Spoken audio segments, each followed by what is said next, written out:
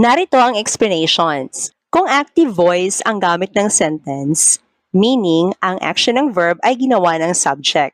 Ang option D lamang ang nagpapakita ng meaning na ganito, na ang subject ang gumawa ng action ng verb na telling. Sa option A, ang verb na deceived ay hindi ginawa ng subject. Ang subject ang nagawan. Ang subject ang na-deceived.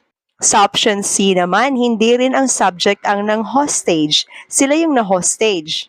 At sa option D, hindi rin ang subject ang nag-lied. Ang subject ang pinagsinungalingan.